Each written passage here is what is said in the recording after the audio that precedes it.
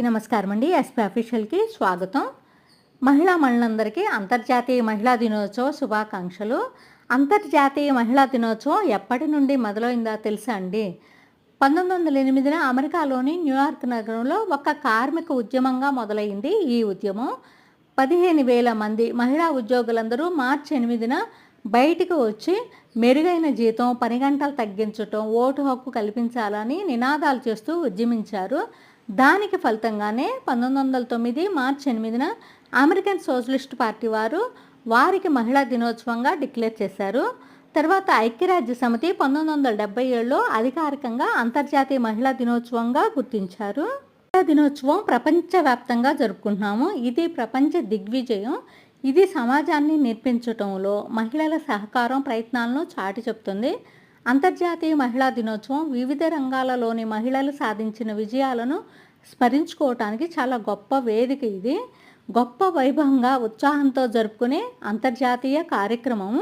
మహిళల సమానత్వం కోసం విద్య మరియు అవగాహన కల్పించటం, మహిళల అభివృద్ధికి, సానుకూల మార్పు కోసం ఈ పిలుపు.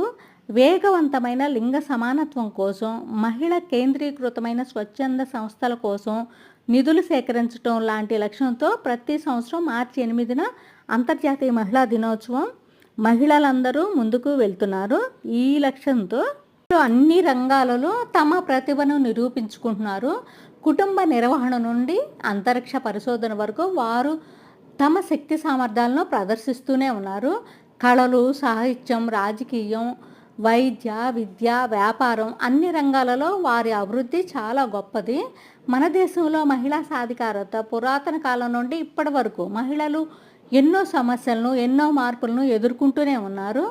రాణులు, వీర మహిళలు, స్వాతంత్ర సమరయోధులు వంటి అనేక గొప్ప గొప్ప మహిళలు మన దేశ అభివృద్ధికి తమ సహకారం అందించారు. భారత రాజ్యాంగం మహిళలకు సమాన హక్కును ఇచ్చినా కూడా ఇప్పటికీ కొన్ని ప్రాంతాల్లో వివక్ష కొనసాగుతూనే ఉంది. ఇప్పటికీ లింగ వివక్ష, అసమాన వేతనాలు, హింస, విద్యాలోపం వంటి సమస్యలు మహిళలు ఎదుర్కొంటూనే ఉన్నారు.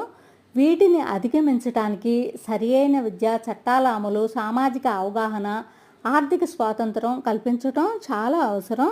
నీవే గమనం నీవే, సృష్టివి నీవే, కర్తవు నీవే, కర్మవు నీవే, ఈ జగమంతా నీవే. అందుకే భగవంతుడు అన్ని చోట్ల ఉండలేక ప్రతి ఇంట్లో నిన్ను సృష్టించాడు.